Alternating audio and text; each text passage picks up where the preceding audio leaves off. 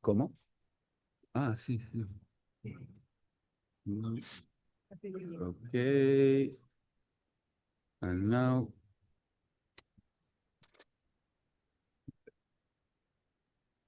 Vivo. Van a traer uno de los.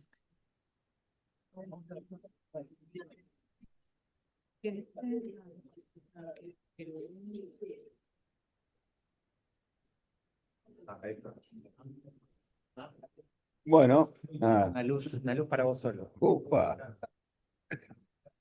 Vamos. Bueno, ¿qué tal? Ya estamos, ¿eh? Eso que necesito para darle. ¿Cuántos programadores se necesitan para hacer una Zoom meeting, no? Siempre pasa algo. Dale, y ahora el que se pone ahí. Ah, ¿qué querés ahora hacer? sí, me siento un influencer. Y no sé si está pasando la gente, pero para que. Okay. Okay, you can see Alan over there. Yeah. Hi, Alan. Can you? Oh, How do you hear me? I hear you pretty well. Wait a minute. I think we need one more thing because they are not hearing you here. Okay, just say something. Hello. Looks like no. Looks like Wait, winter wait, down there. wait a bit. Now. Hello, Hernán. It looks like winter in Argentina. Yeah. Well, so the sound is pretty low, isn't it? Can you hear him or yes, more or Yes. less? Let's see. Probably good. I'm not getting any feedback. Okay, so you don't get feedback, but is it okay? Yeah. Okay, let's go. So as you can see, there are a lot of people here. I don't know why. There's. I'm moving the camera. I'm moving it. Is it moving? Oh yeah, I think it is moving. Well, I don't know. Kind of moving. So anyway, thank you, Alan, for being here. We appreciate your, taking this time to talk with us. I hope you're having a good day. I'm not. Yes. Yes. I'm too. Of course I am. I don't have anything. I don't have anything to do today except tell lies. So Yeah, I think I thought that you don't have anything to say or to talk about. So that's why I have all these questions for you. Okay. So okay, the idea is to talk about a little bit about your life, your achievements, all the things that you did, and the people that you met. And in the meantime, we're going to talk about really important stuff. Okay. yes, well, I certainly remember we said we were going to get one question from the crowd first. Yes, and here it is. It's in Spanish. Who wrote it?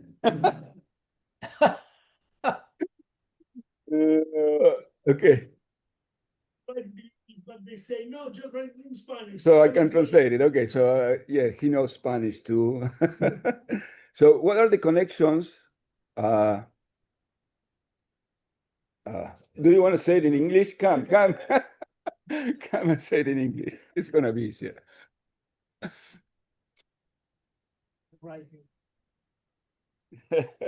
Sorry.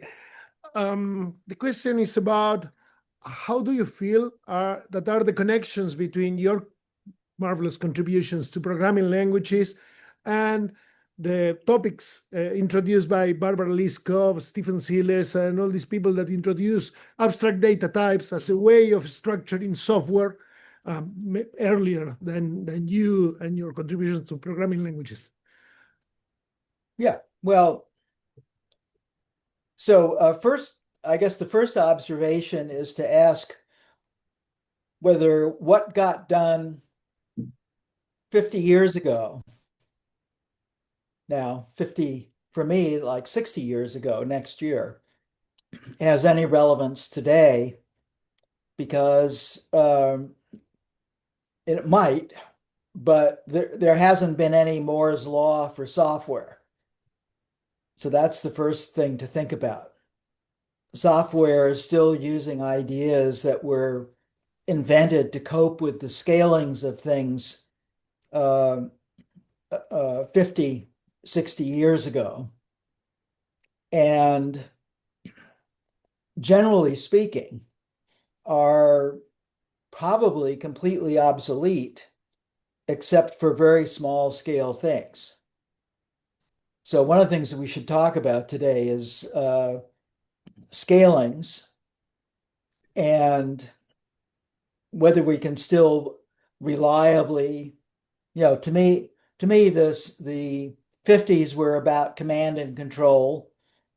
The 60s were about trying to invent personal computing, because we have to think about Engelbart and other work in the ARPA community, whether it was by time sharing or not, was about having a personal experience with a computer. We can think of the 70s, mostly about Xerox PARC, perhaps, but also what Negroponte did at MIT as being attempts to not just think about the experience, but to also invent a personal computer for doing personal computing. And then we've got the 80s, which is about commercialization, and that changed everything because the business people who commercialized the inventions of the 60s and 70s were not interested in the ideals of the 60s and 70s, because business is about making money. And so things were picked here and there. And the change in scale started opening up the world to many more people to program who did not have the same backgrounds. So it was widening in various ways, and some of the ideas that we thought were important got lost. So the question about whether, and of course, one of the ways of tracking this question back fairly simply is to look at the influence of Simula, which you could look at it one of two ways. You could look at it as Simula was an attempt to improve something, in this case, algol, by coming up with a module idea, a way of defining things more at a systems level than at an algorithmic level. So that's one direction. And one of the ways of thinking about what Simula did was to allow you to define things like data structures in a much better way. And that was a problem. That was a large problem in the 60s, was how to define data structures in some reasonable way. And so Simula kind of solved that. And the other way of looking at it is to look at Simula from the standpoint of having seen Sketchpad. And when you can I interrupt? Can I interrupt you there before going there? Because it's difficult to be here.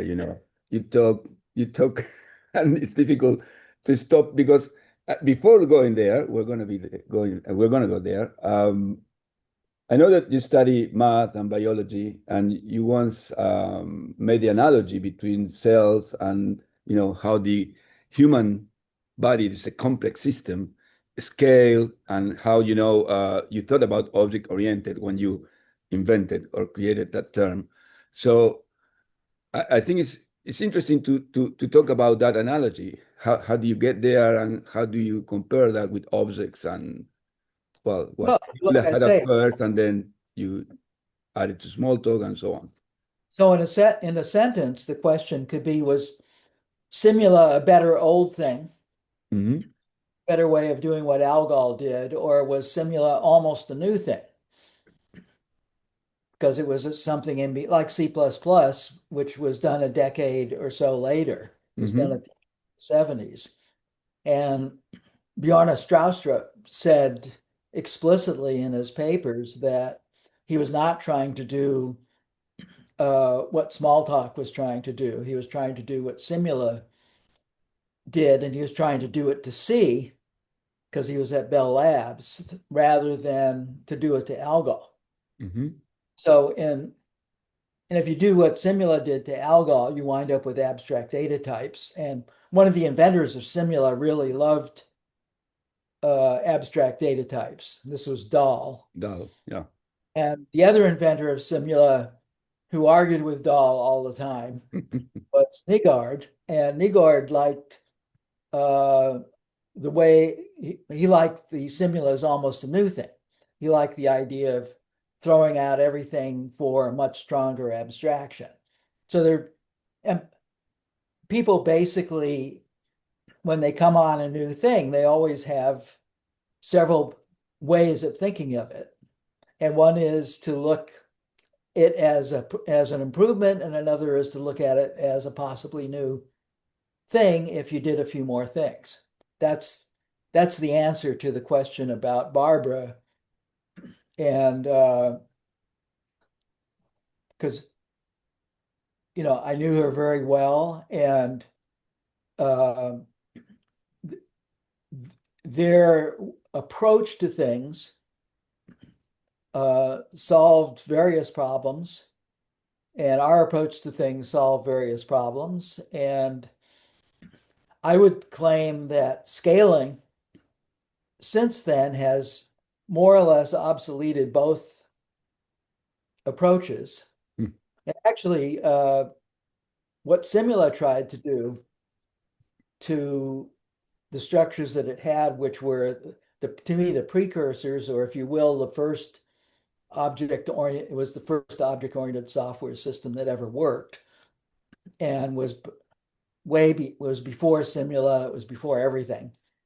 And what Ivan tried to do was to take advantage of what you could do with objects, and also be able to put much more global control over a system than you would get from regular object-oriented programming. We had a graduate student by the name of Alan Borning who did a follow-on to Sketchpad that was done in Smalltalk, but it also used some of the Simula ideas to make the systems much easier to think about as a whole, rather than as a collection of little things just sending messages back and forth. And this is an interesting question when you bring up biology, because this is the problem with biology. Simple analogies will tell you that if you want to make something complicated that has trillions, literally trillions of components, then you make them out of cells. But that analogy does not help you with how you make sure these trillions of cells, which cannot talk to each other directly, but only indirectly, are going to result in a living thing. And you're probably aware that most mutations in biology are fatal. Yeah. And that's the problem of scaling. Is that right? That's one of the problems of scale. One of the biggest problems of scaling is our imaginations are bad. Scaling. So even factors of 10 and a factor of 1 billion is only, let's see, factor of 1 million is 20 doublings, right? 2 to the 20th is about a factor of, so 30 doublings will give you another factor of 1,000 on that. So that's a factor of 1 billion. So Moore's law was a law that said if we keep on doing engineering well, we'll get doublings every 18 months. So we can divide 18 into like 60, because Moore's law was first published in 1965. Right, so that was 60 years ago. So if we divide 1.5 into 60, it's like 40, right? So 40 doublings is 1,000,000 times 1,000,000, which I think is 1 trillion. So we've had a factor of 1 trillion. And if we try and estimate, like 1,000 grains of rice on the ground is about 8 feet, say 2 meters. A 1,000,000 grains of rice is 1,000 times that. So that's 2 kilometers. It's a much longer walk. 1 billion times that. Oh, yeah, It's 1,000 kilometers. 1 trillion times that is on its way to the moon. So, and we can all, what that requires to sustain anything that has that complexity is very difficult to imagine, because, I pointed out anybody can make a house for a dog out of anything. Yeah. Because the strength of the typical materials you'd use is strong enough to not have to be good at architecture. But if you scale that doghouse up by a factor of 100, most of these houses would fall in on themselves. If you want to make a structure several, 100 meters or more high, you have to use different materials, different ways of doing things. And we haven't done that with software. With software, we're basically roughly using techniques that were really, really good in the early 70s and into the 80s. And most things done in software since then have been at various ways of scaling the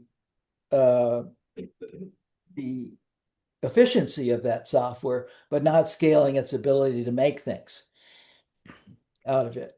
So we have, famous crashes of important systems in the US, like the CrowdStrike one, which is, I don't know what kind of lawsuit is brewing, but CrowdStrike was used by many hospitals, and many hospitals wound up having patients die as a result of that. That sort of has been hushed up. Facebook is a very big system. It was off a couple of years ago. It took itself off the entire internet, even at Facebook headquarters, for a day.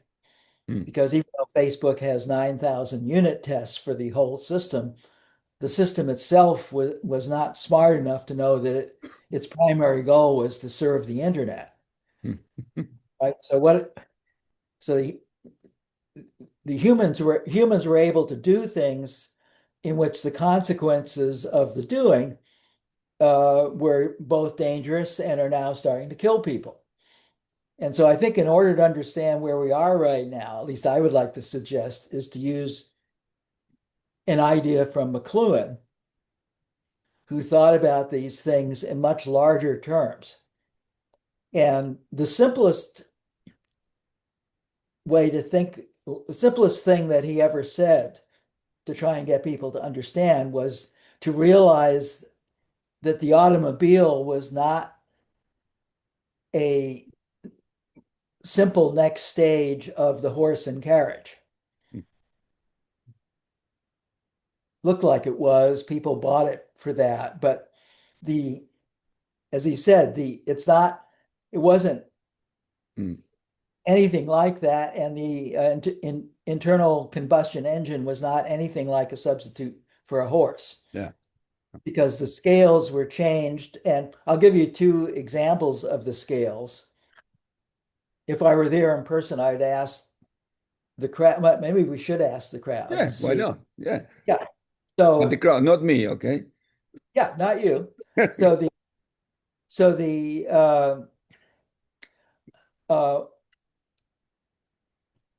so a good question would be, well, we know there are automobile accidents. In the United States, nobody thinks about them. But you could think of automobile accidents that kill people as being dues, right? Or it's a price that society has been willing to pay Mhm. in order to have automobiles, is that there are going to be a certain number of deaths from accidents each year. So my question would be, just to have people in the audience just try a couple of guesses as to how many people the planet Earth is willing to sacrifice to have the automobile. Like how many deaths from automobile accidents are there on our planet each year? Millions? Somebody said Yeah. millions. Yep, absolutely. 1.2 million a year, Hey. right on. And just think about if 1.2 million people were dying of a disease, we pay attention. Yeah, that's about a Holocaust worth because 5 years of 1.2 million is 6 million Yeah. people.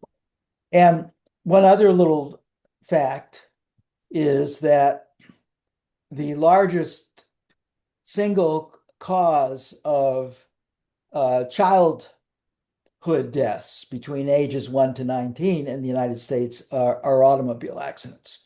Wow. More children die from automobile accidents than from any other cause. And if this were terrorism, everybody would be going crazy. If this were war, if this were a disease, because we're talking about a lot of people here. But the way to understand people much better is how easy it is for people to get used to things that have been going on for a long time. They disappear. Nobody having, maybe today after this thing, people having coffee in the afternoon will talk about it for a bit. But the biggest problem here is that,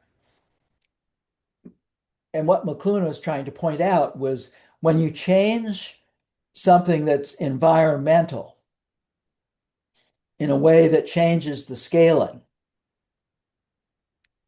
and these scaling things start off so gently that they don't even seem to be increasing at all. And so the initial stages when you can actually do things, it's hard to explain to people that something is happening. That's what happened with the climate. Is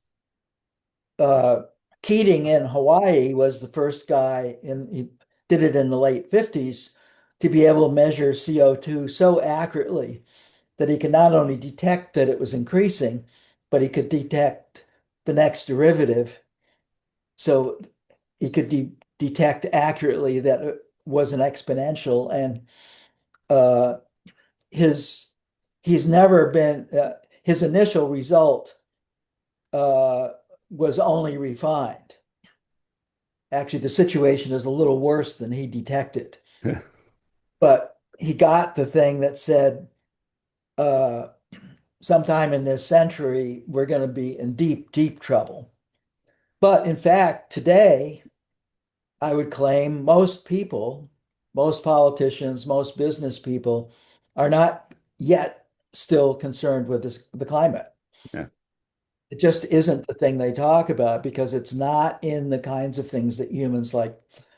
So I would say that, look, the problem with simple questions about programming are not asking the question, what's wrong? What's wrong is we fail to understand the difference between the horse and the computer. we're actually in a situation where the kinds, or it's, we fail to understand what the Industrial Revolution does to things that seem initially beneficial.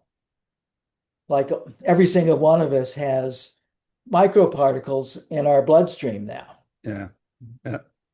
And, I don't see anything much in the paper, in the news about it because, well, it happened, Yeah. So the It's last time I normal. talked to Happens all Argentina, the time. It's normal. I showed pictures of the mess in the Pacific from just throwing plastic bottles away. Remember, it's about the size of the Yeah. United States, Yeah. Yeah. and it's worse now. Yeah. So, but it's out there, and Nobody sees it. yeah, and the problem is the size of the Earth makes common sense think it's infinite in resources, unless you use other kinds of thinking to realize, oh, it's really a very finite planet, and we've been able to affect it. Mm. Yeah. And I think the So- same kind of thinking needs to be. So, cutting back to the thing, the interesting thing about the ARPA community in the 60s was the breadth of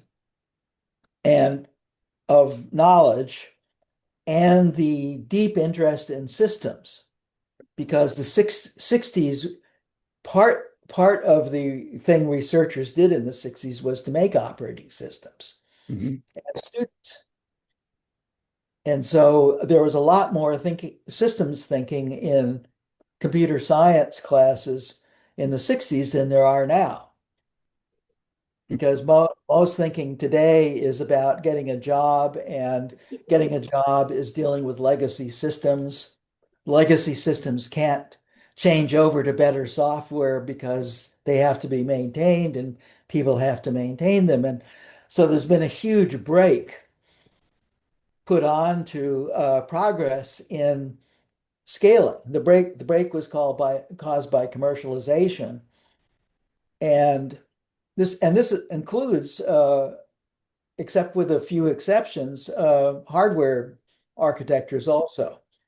Most increases in hardware have been to get the design rules down a couple of more nanometers, so you can put more transistors on the chip. But because of, a lot of programs are written in C and stuff like that, the optimization was not to make even a good processors for object-oriented stuff, but to make really good processors for C.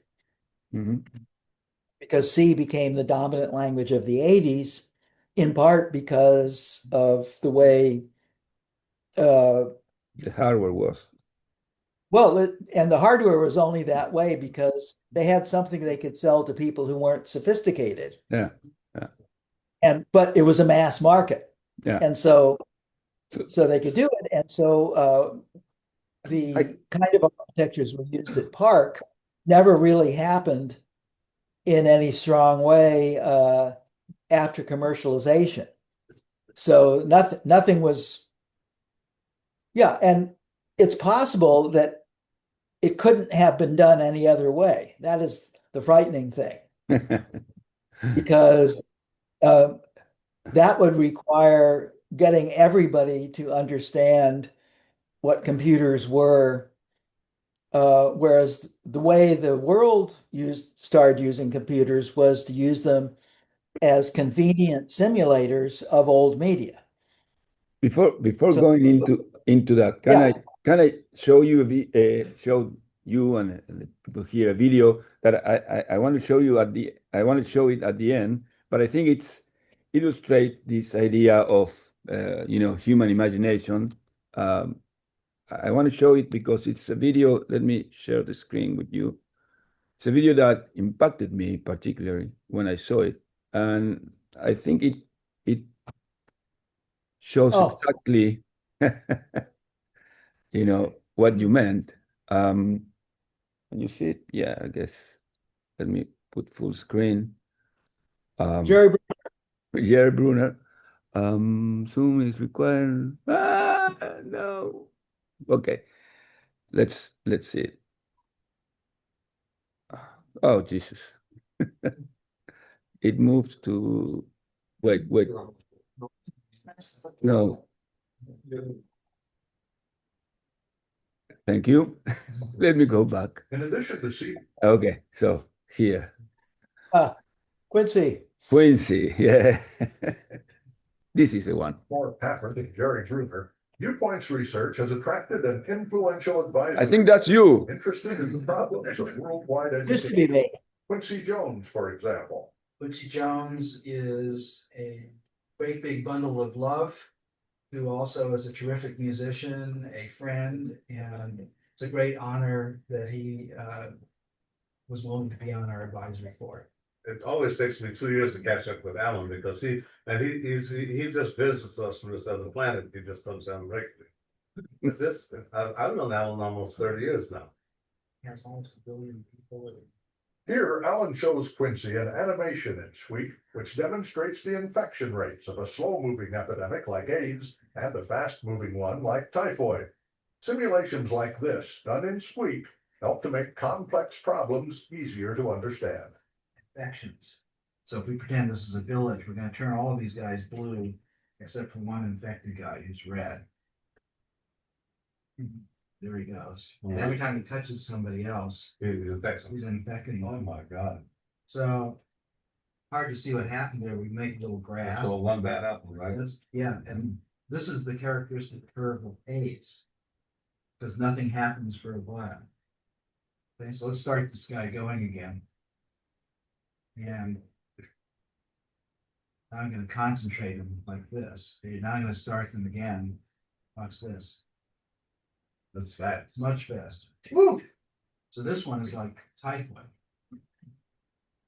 Okay, and so what we've got here is this problem that if this is human imagination, this little keyhole, we can see typhoid through it because it happens in a few days and it's really exciting.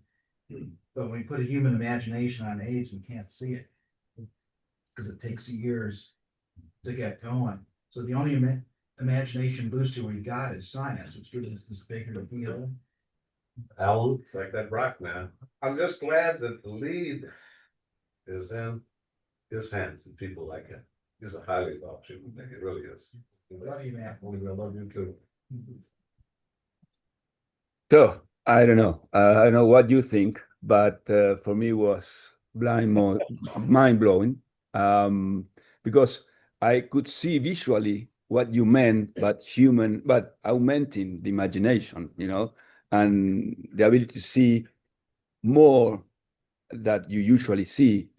So I don't know. I think it's great, and you mentioned that with the climate and everything. So I miss Quincy quite a bit. He died recently, Yeah. and he was 7 years older than I was, and he was a great guy. Yeah, for sure. So, and you also mentioned that, scaling, and we talk about biology and sales, and many times you mentioned that internet is one of the examples of a system that scaled a lot, and you never had to turn it off.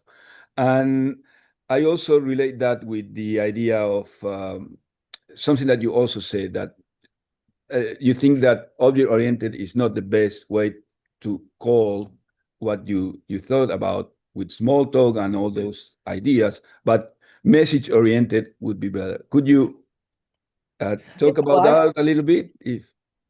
Again, this is going back. See, right now,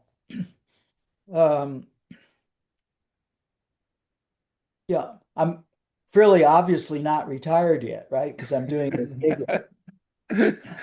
That's great. Never do that. Never So retire. as a person who's not retired yet, the last thing I'm interested in talking about is stuff I did 50 years ago. Because Yeah. So today, I think an interesting problem would be to, if we return back to the 60s in spirit, we would immediately be asking, the 60s was all about saying, well, operating systems are shit for what we wanted, what needs to happen next, and programming languages are shit for what needs to be happening next.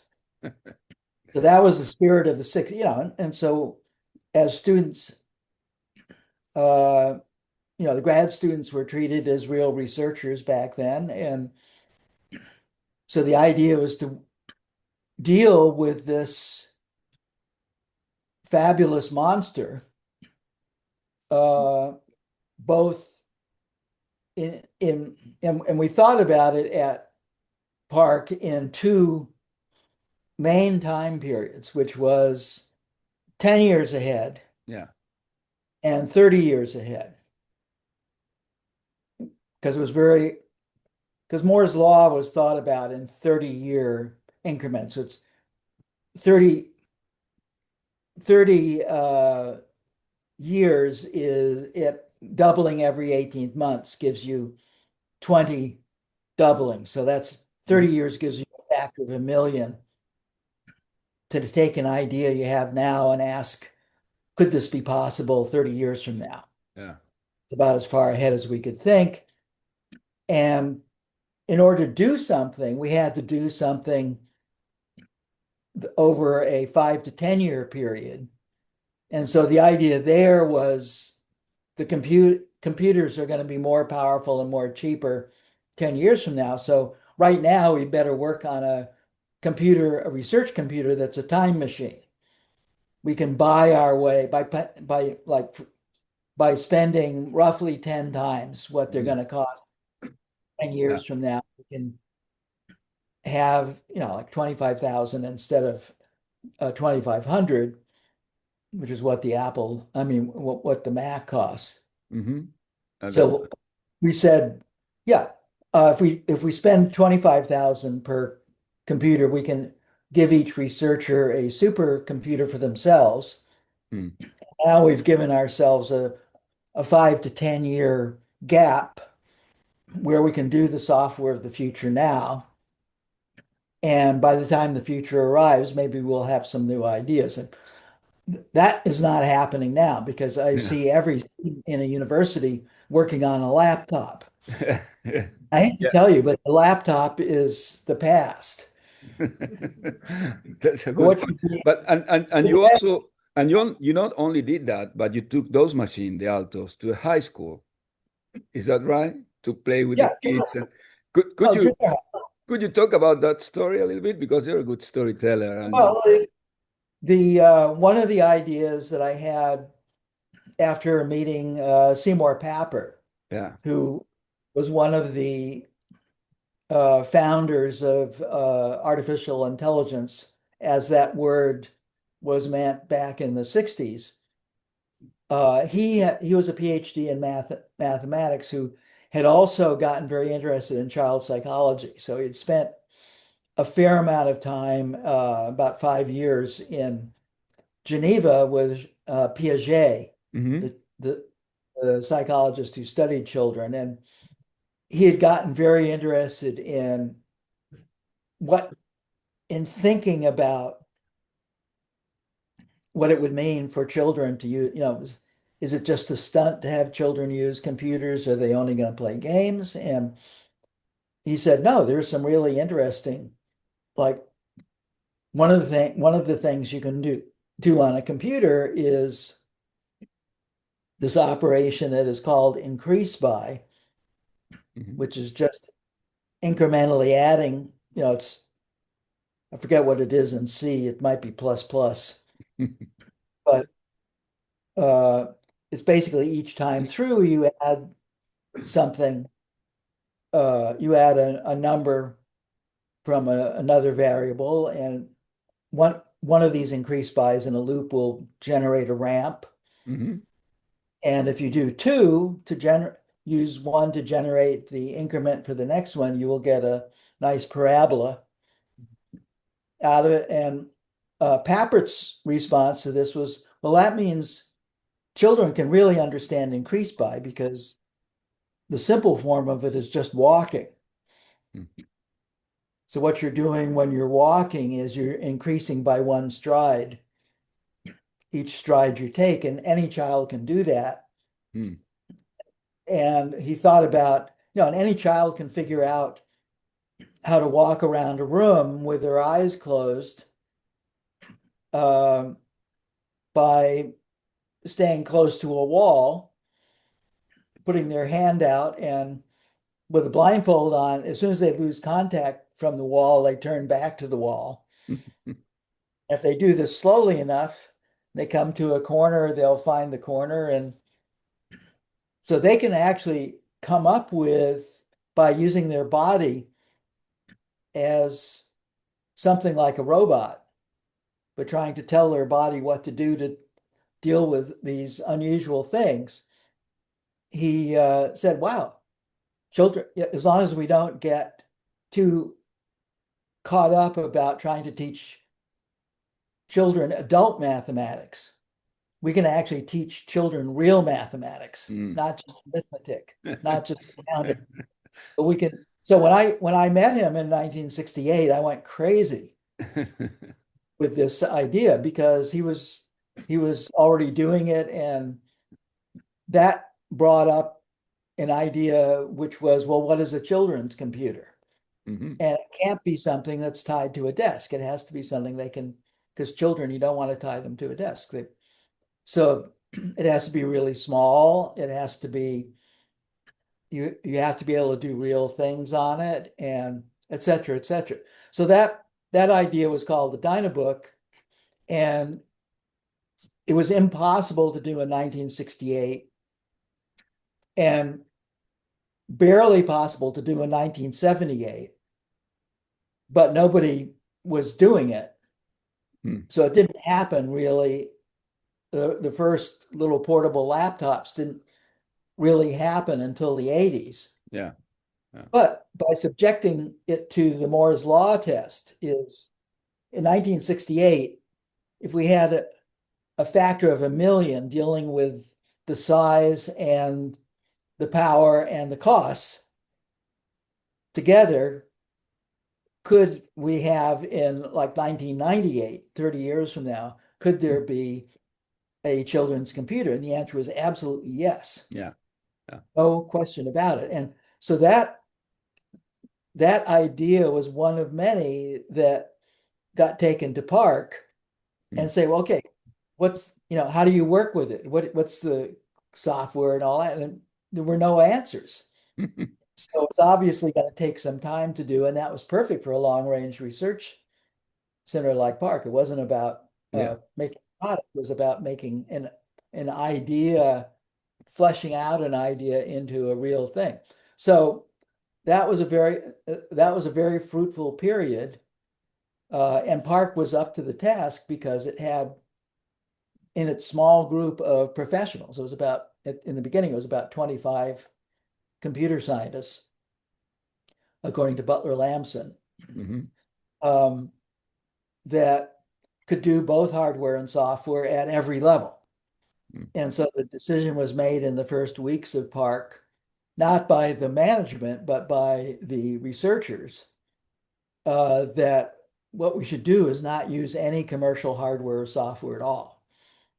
We should just take advantage of this opportunity and build everything we needed from scratch. That way we wouldn't have to work around anything bad that IBM or anybody else had done. We would just do the hardware. Yeah, and you pay for that because if you're going to make a living lab, it's not just making one demo. So the resolve was anything that we do, we have to make it run for 100 people. That meant we had to be able to build 100 of these personal supercomputers. They have to be connected together, so we had to invent the Ethernet. The initial one had to be able to run 100 things plugged into it.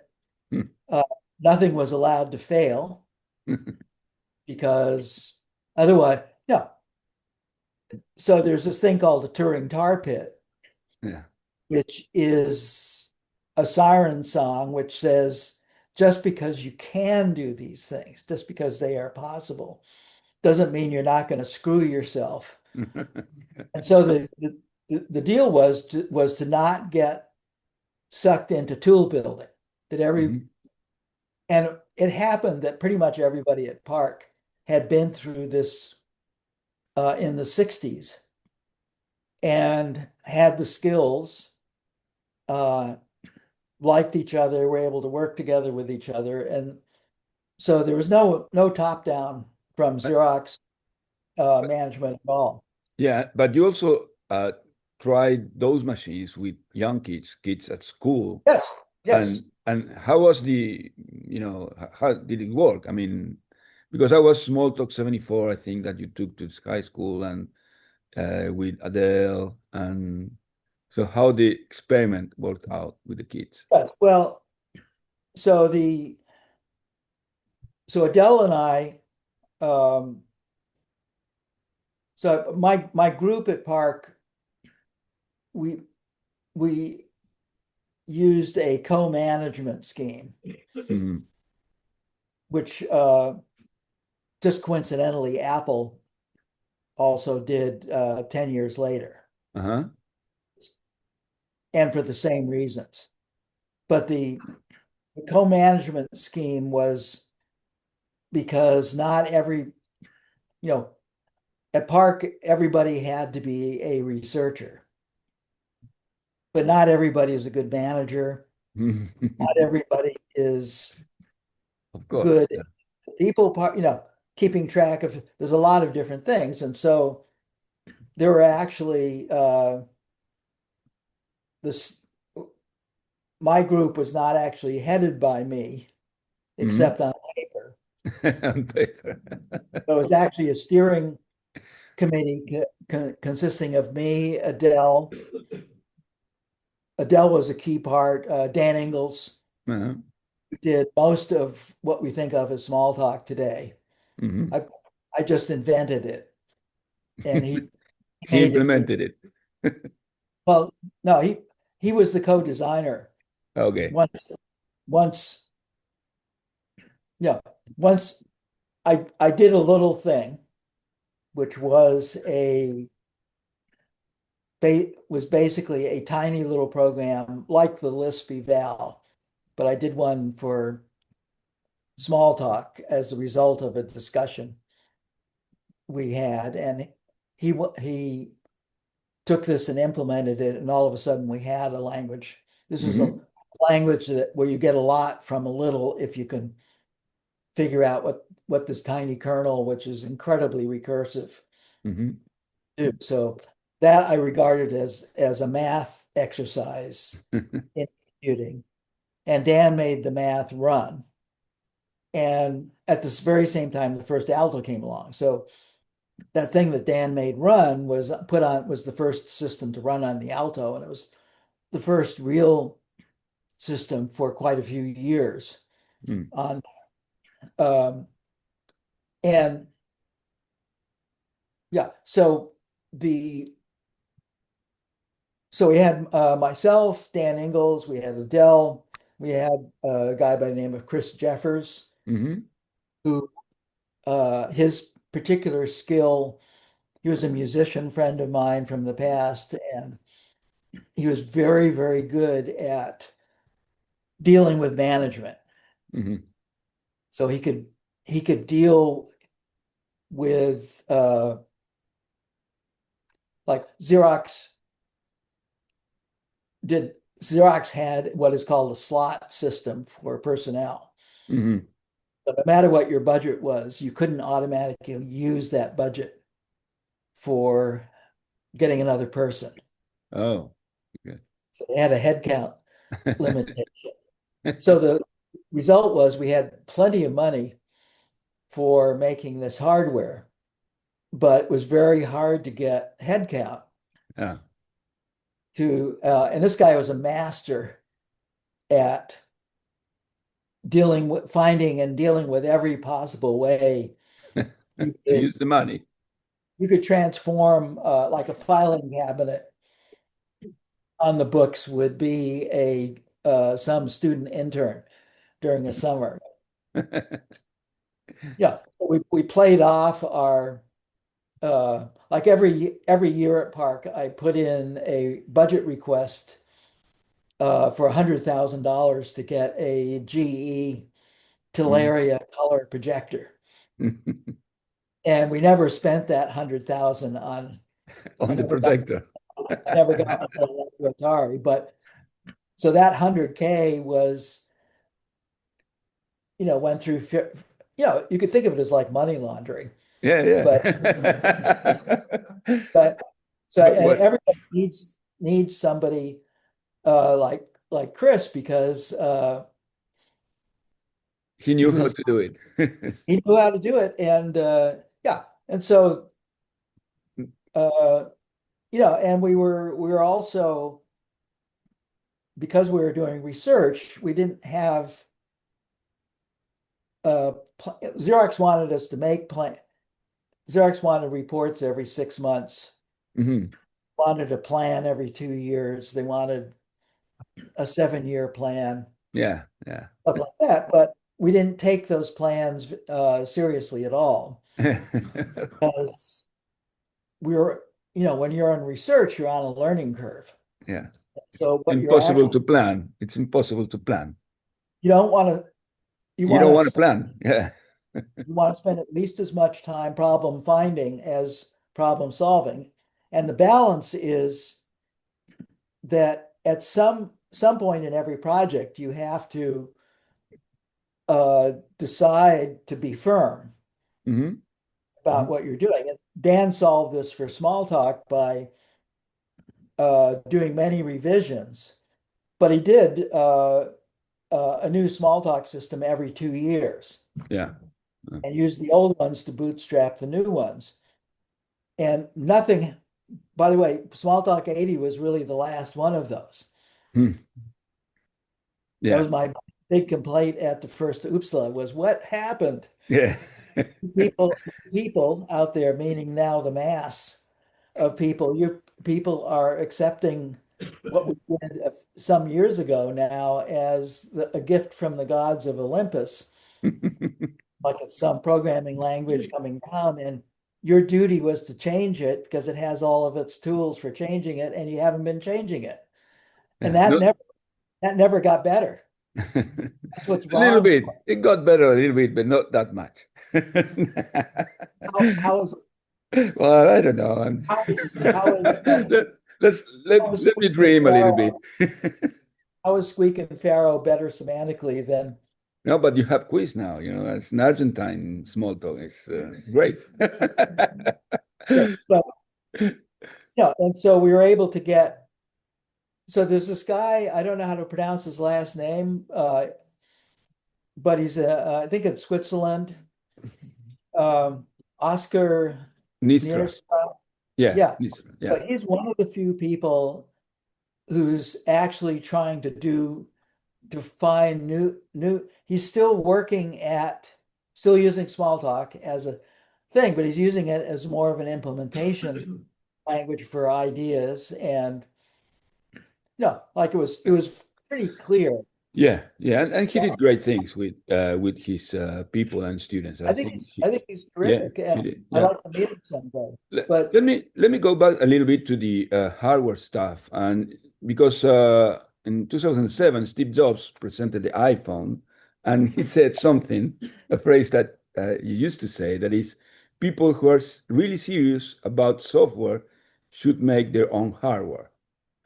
Is that yes, right? in fact, he invited me to the unveiling That's of right. the because he was going to say that. and you also told me that he shows the iPhone, but then I don't know if after that presentation or before, you told him something about the size of the screen. Yeah, but Could you- I'll give you the background. Okay. Yeah. So when I first got to Apple in the early 80s, 84, Time or Newsweek magazine interviewed me and wanted an opinion on the Macintosh. Yeah. And so I said, well, the Macintosh is the first personal computer good enough to be criticized. said the IBM PC is beneath any kind. Yeah. Can't save it. Just a bad idea. But so Steve, and I wrote it in my first internal memo at Apple, which was also in '84, had the title, let's see if I'll say it slowly. Have I got a deal for you? A Honda with a 1-quart gas tank. Hmm. And this memo was about the Mac. Okay. It was And Steve remembers that. right in your driveway, but you can barely drive it to the store to get a pack of cigarettes. Right. And so this one really pissed Steve off. But what could he do?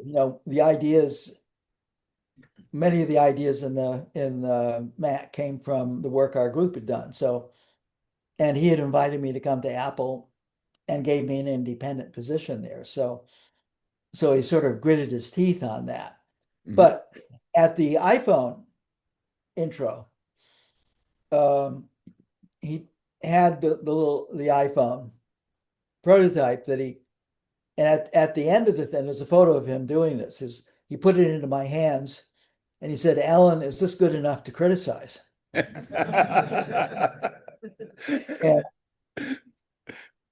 of course, I knew that,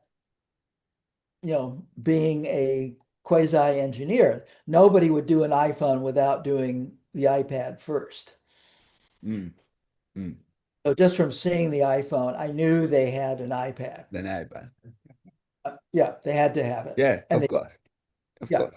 Yeah. They had to have it because that would be the first logical place to go. And they made a marketing decision to go all out on the iPhone because it was the mass market.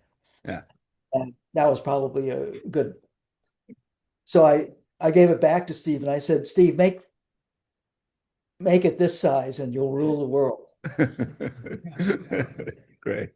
Basically the size of a Moleskine notebook.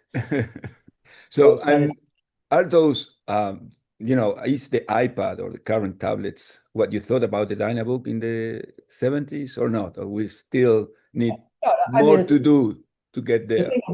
The thing that most people don't understand is only 5% of the Dynabook was an appearance idea. In fact, there are 3 physical appearances for the Dynabook in the early 70s. One was the tablet size. Another one was, and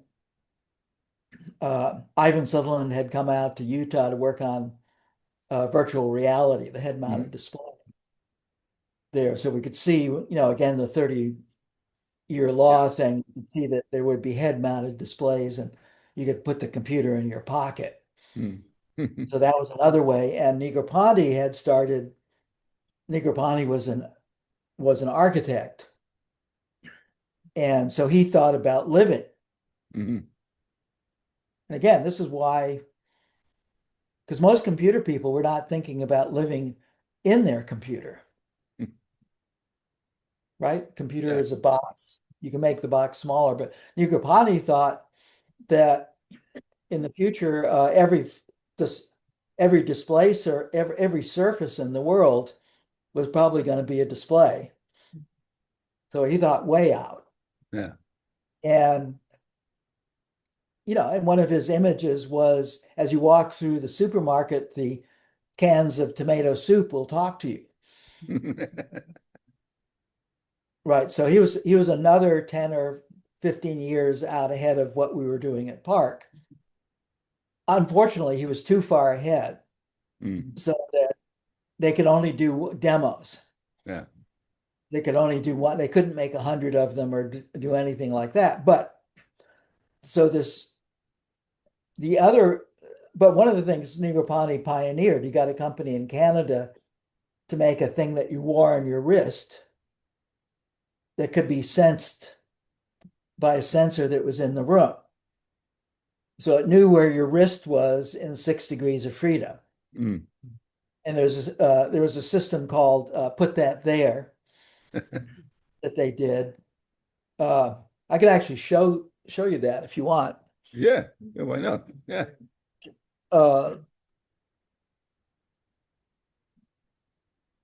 Yeah, we'll want to show Sketchpad at some point because there's some Yes, good. yes, we have to. But let's show this one. Sharing is not turned on. You can request sharing for this meeting. Send request. No, you only allow. have- Now you should be allowed to. Yeah. Share. Okay. And then not only do I have to say it there, I have to say it here, which is the craziest thing that you can imagine. Yeah. But okay, so that's Sketchpad. Let's go down here.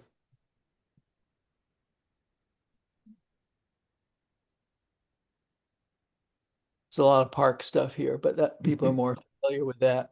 So I'll just jump to the chase here. And Oh, this is another interesting project that Negroponte did in the 70s, is the Talking Heads project, but I'm going to jump over it. it's not the rock group, the pop group. No, it's not Talking Head, but sorry. No, I mean, but so this was an interesting one where people were starting to do what we're doing right now, and people realized that, whoops, the big problem with this is that teleconferencing, cooperation only goes so far. What if you start arguing with a person? And all of a sudden the fact that you can't make eye contact becomes the single most important factor in the user interface. Because with eye contact, you can show somebody with your facial expression, you can remind them that you're sincere and argue much deep. Yeah. So he was one of the first people ever to think about that as something that's taken away from you when you're doing what we're doing today. And Zoom actually doesn't have a, but anyway, so the second one is take a look at this. So this is Nicholas's Teleria display here. So his media room this is in 1978 or 79. And this was $100,000 video projector back projected.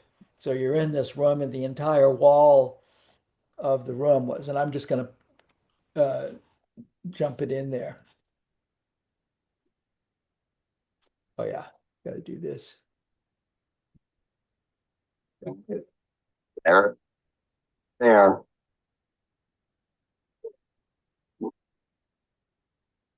The blue cruise ship, there, east of the Bahamas. Make a yellow sailboat, there. North of that. Create a green freighter, there, east of the sailboat.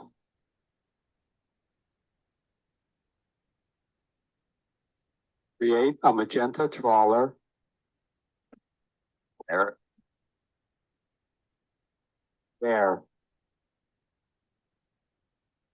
Yeah. Okay. So you get the idea? Yeah. So that was pretty good for 1978. Yeah. Amazing. Nobody was doing anything or thinking that way. So the idea is, and the sensor for this thing on the wrist was that little box to the side, but it was completely untethered. Yeah. So Negroponte's idea was, you just walk around. And he's also talking to the computer. He's not typing or. Yeah. Yes, and one of the things that they discovered was that, so the speech recognizer here was really bad, only about 60% effective. But one of their big research results was if you put it into a conversation, people rated this thing as being 95 to 100% correct because it was negotiating meaning with the speaker the way humans negotiate meaning with each other. Oh, okay. So if it couldn't understand something, it would ask a question about the part of speech that it thought was coming next, but it couldn't figure out what the word was. And so the sensation you had of using this system was that you were dealing with a rather capable agent that had a whole. So this is a typical demo that Negroponte's group did in the, Wow. and you can see it's vastly ahead of what we were doing at Xerox PARC. We were doing what we were trying to do was to make a complete picture, complete framework for interacting that with groups and individuals that would span a zillion things. So there was a very strong set of theories behind it. And Nicholas and I were on each other's advisory boards. So Nicholas was the best man at my wedding. Oh, wow. I know that. He and I were great friends and worked on many projects Wow.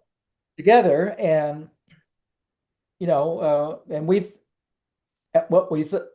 the way I characterize what we were doing is at PARC, we were working on stuff 10 to 15 years out, and Negroponte was working on stuff 15 to 30 years out. But see, the interesting thing, so here they're spending like this. Alan, maybe you can stop sharing so we can see you. Oh, yeah. That's a bigger picture. Okay. Yeah. Thank you. Yeah. So it's always good to show, any good demo of a system done 40 or 50 years ago has to include things that you can't find today. Yeah. Or else it's only a historical idea that it was done 50 years. But if the idea from 50 years ago is better than anything today, then you have to start worrying about what have people been doing the last 25 or 30 years? Mostly making money. They haven't been improving anything. So, I made a claim to Substack years ago that I challenged Substack to come up with, I think I said three new things done since 1980. And they could not do it. Because the idea space in the 60s and the 70s was enormous, even though there were fewer people. But it was basically higher quality thinking. There was more time to think. And there were more things to invent too. I mean, there were more things to create and to thought about. The problem is every time a good idea comes along, the temptation is to use it. Oh yeah, and to keep it for the next thing. And so things start like Engelbart got after us because one of the projects we were going to do at Xerox PARC was a version of his system, but on modern computing. And actually, that was a project that got started. There, but the ones that worked out were the ones that, and there are a lot of good ideas in the Engelbart system, but the ones that are PARC is most known for did not take Engelbart's as a starting position. They took what human problems actually are, which was actually the starting position that Engelbart took. It's earlier, so he got, and so if you just basically sit down and forget about improving things and think about what's actually wrong with the world that computers done really well could make a difference. And so the problem is if you don't do that well, if you do that for other reasons, you can make the world worse. Basically what has happened. Except for a little, if you want to see Engelbart's ideas used well, look to medicine, engineering, Yeah. what professionals are doing, but don't look at the general public. Yeah. So, and a few minutes ago, you mentioned that AI had another meaning in those years, in the 60s and the 70s. And Yeah. let me say a little bit something. So I guess there was like two different paths.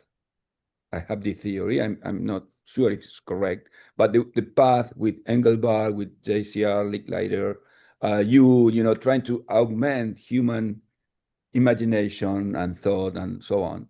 And there was the other path with AI, which No. was No, no, no. it was the same thing. No, Was it? Licklider was a really first he was a psychologist Mhm. in charge. He had Yeah. multi-millions that the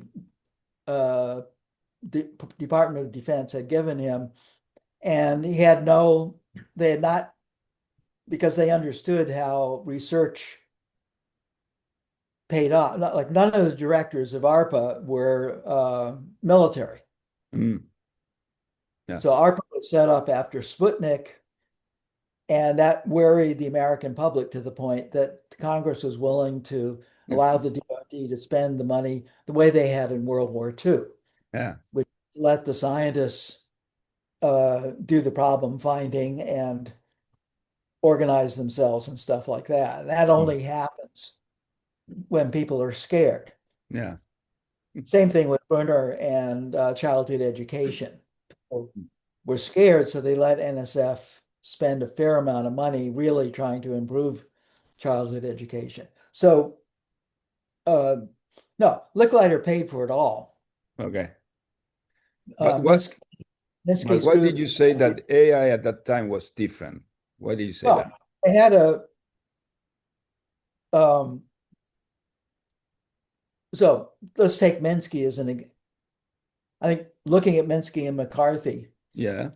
I should do a talk on them at some point. But so Minsky was both of these guys were really big minds. They met as grad students at Princeton. They both got PhDs in mathematics at Princeton, and Princeton was the best place in America back then for doing that. And they were both Minsky, when he was before he got his PhD, was a biology student, Oh. I think at Harvard. And one of the things he did there that he's known for today is to invent what is called a confocal microscope, which today is still the best light microscope that anybody has ever done. Came up with a new way of making a microscope for looking at bacteria and stuff. And Minsky's PhD thesis was the first thing that we would call a neural net. It was called SNARK, and it had about 40 or 50 neurons, and he built it, filled a room with these things, and it indeed adjusted its parameters as all perceptrons do, and et cetera, et cetera. So, and Minsky and I don't know with McCarthy, but certainly Minsky was also part of the cybernetics idea that had organized around Bateson and Gordon Pask and Heinz von Forster and stuff. And so he was interested in all of this stuff. And so he realized that, and he knew enough biology. He was very good at biology. So he knew that if you got a bunch of, and he knew about Warren McCulloch, who had done and Walter Pitts, who had done a mathematical model of a neuron that you could make do things. So he knew all of these people, and he knew what they did, and he realized that any artificial intelligent machine you were going to make was largely going to be composed of basically simple stuff that isn't intelligent, Mhm. which the connecting of it together makes it more intelligent. Hmm. And so one of the best books ever written was Minsky's book called Society of Mind. Yeah. And this is a fairly difficult book to read because it's so dense. I was one of the people he drafted to be an editor, or Mhm. so he did like 4 or 5 drafts of this thing. It took him Oh. forever to Mm. do it. But basically, the idea, and also there was later there was a guy who just died by the name of Daniel Kahneman, Mhm. who wrote a book called Thinking: Fast and Slow. Slow. Yeah. Yeah, this is a really good book to read because it's simple.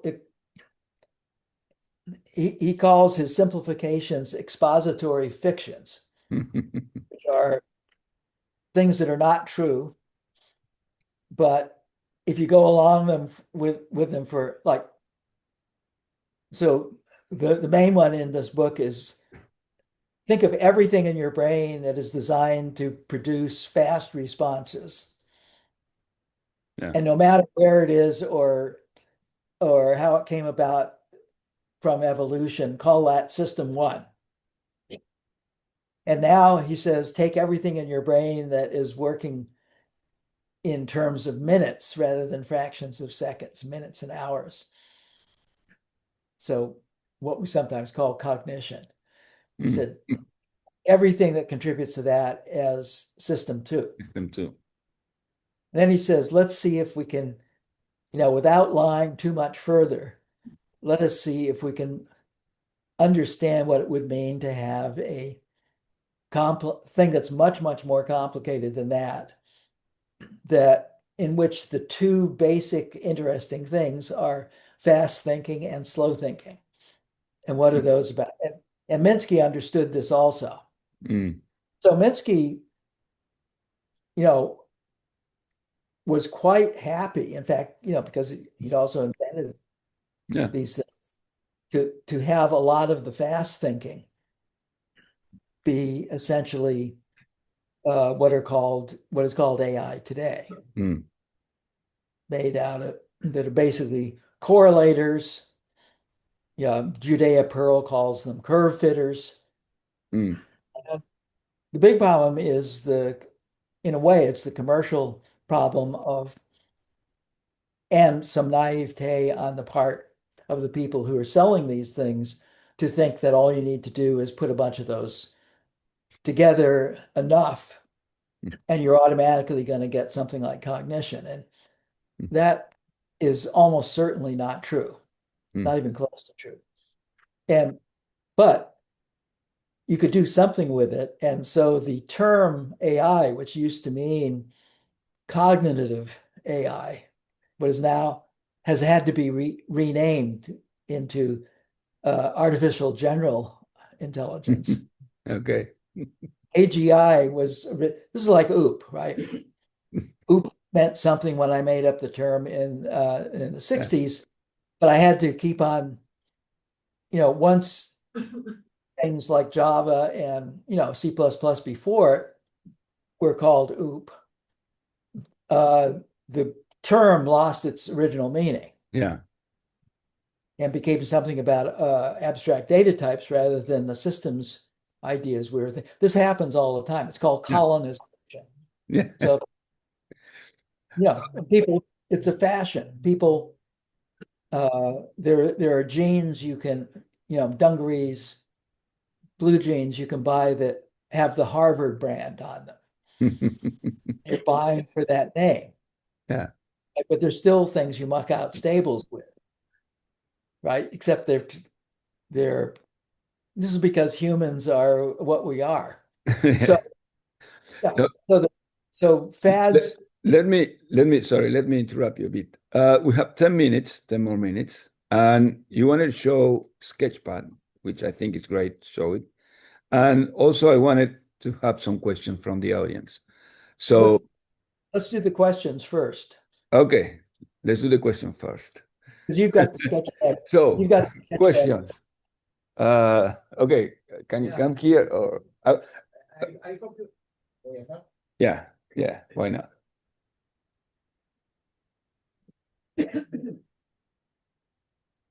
Hello again, Alan. Yes. Some minutes ago, you said something about the tablet being 5% of the Dynabook, and then you switched to something else, and you didn't go into that idea. And my question is, what would be a sensible next objectives or even better next steps to get closer to a Dynabook as a new media for expressing ideas? Yeah. So one of the things that I think certainly Park should be thought about when you think about Park was you have to realize that there were graphical user interfaces done before the one that was done at Park. And we used every idea we could. They were done by our colleagues and stuff. And one of the main differences about Park and the user interfaces we developed there came about by including the idea of including children as in every way deserving to be end users as adults were. So back then, children were not users of computers except for what Papert was doing. And that got us to rethink. In fact, it moved us into thinking about that user interface is not like the control panel of a nuclear reactor. Mm. It's not something you turn this knob and something happens, and do this over here and something happens. And that for ordinary people, the user interface has to have something like a curriculum to it.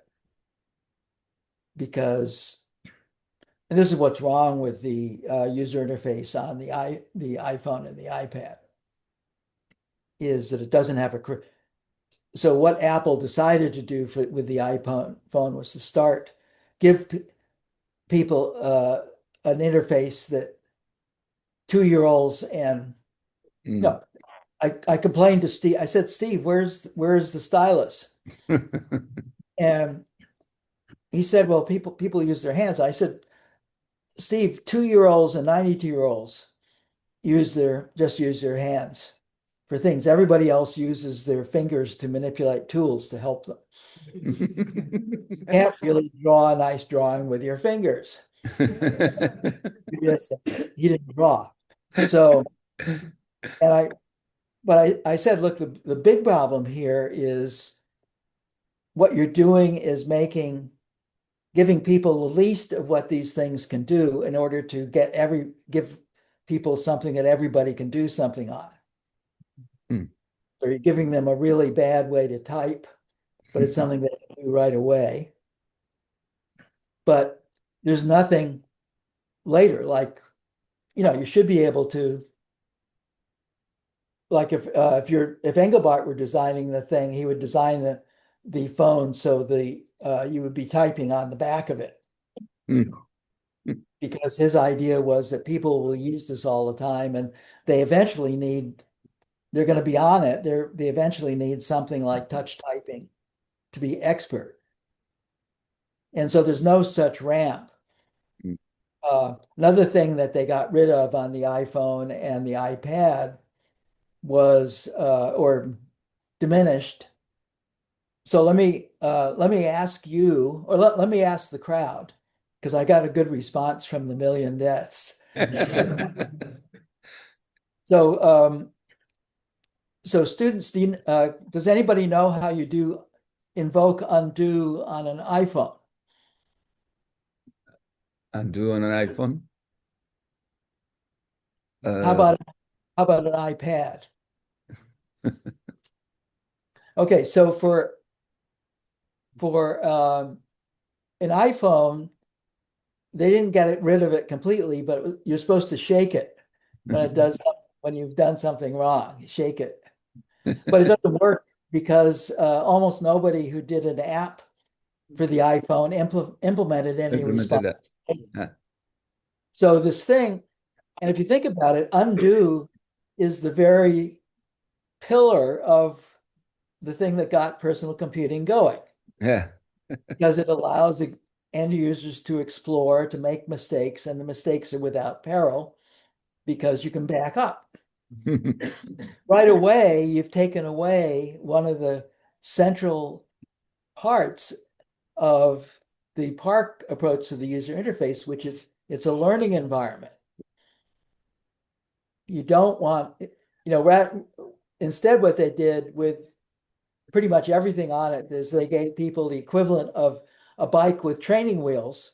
Didn't tell anybody that the training wheels were on the thing. Yeah. So we have people who have now been using it for decades who are very optimized use of a thing that is not a bike. So this is really bad. So the children helped us think about, oh yeah, it's not just a medium for them, but we want children to learn things. So the user interface is not a control system, but it's a learning environment. And that is a qualitatively different way of looking at user interface that anybody had. So the opposite idea was you either dumb it down so everybody can use it but hardly do anything, or you make it a training thing that you do in the military. But the idea that you could actually learn, and one of the things we took, I won't go that way, but so that is a big deal. And by the way, if you're curious as to undo on an iPad, it's 3 fingers swipe to the left. Completely different. Yeah, and when I asked Siri about it, about how do you do undo, Siri didn't know. Okay, I think it's a good moment to start finishing the session, and I want to give you, Alan, the time to say something to the crowd, something to think about for the future. Oh, I mean, you've been saying that all the time, okay? But I wanted you to finish this session with some special message, and I will end up saying something. Sure. I started off by saying like the 50s were command and control, the 60s were what is personal computing, 70s were what is a personal computer, the 80s and onwards were essentially making money and marketeers finding out new ways to make legal drugs out of what the computer makes convenient. So I would say this era that we're in right now could be the era that we could call finding safety and this is for computing, finding safety. So not only was undo de-emphasized to the point where nobody in this crowd of computer people knows how to use it on the device they use most every day, probably. That's really interesting. And think about it this way, you didn't even ask that question until you heard it from me. Yeah. Which means your consciousness about user interface is essentially zero. But you bought into what the vendors what they sold it. Yeah. That's entirely contrary to the spirit of research computing. So that's one thing. But think of it, there's another thing, that these days there are no legal requirements for a mission critical company like CrowdStrike that serves hospitals to show that they have an undo for a system crash. Mm. That's a really big, they don't. Facebook doesn't have one. So you can take something that people are actually relying on for life itself, and there's no system notion of undo. There's nothing automatic that knows how to put Humpty Dumpty back together again after he falls off the wall. So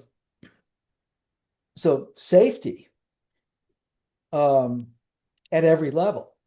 There's nothing equivalent in a user interface that's required to be there that's the equivalent of a carbon monoxide sensor in the kitchen. There's no Surgeon General's warning like there is, and I'm sure there are warnings on packs of cigarettes in Argentina. Yeah.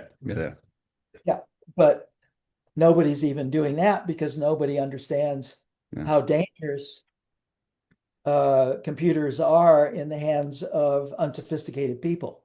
Mm-hmm. Right? So what I would leave you with is that if you want to work on a big problem, the two biggest problems are the unsophistication of the general public and what systems need to do to help keep the general public safe. And so a slogan for that could be, how much help is too much help, and how much help is not enough help. Those are the questions you need to answer in order to do good research these days. Good.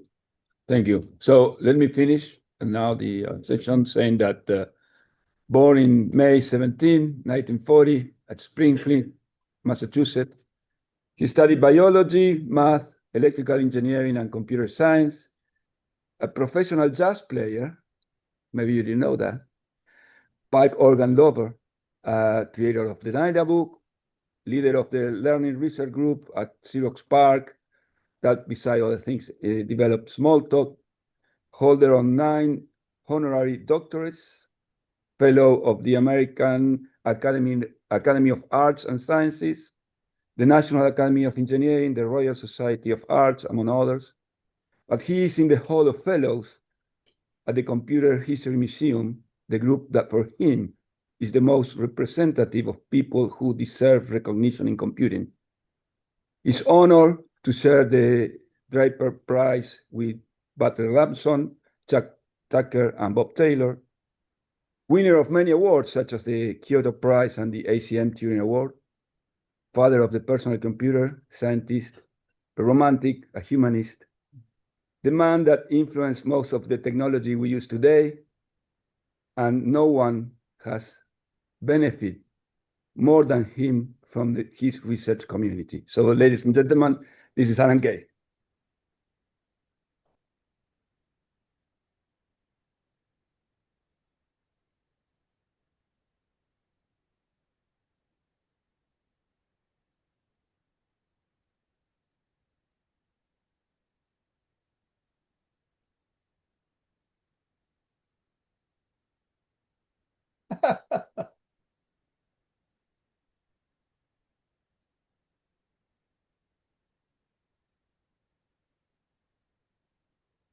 Thank you, Alan. We really appreciate you had the time to talk with us. Great. Bye-bye. Bye-bye. Bye.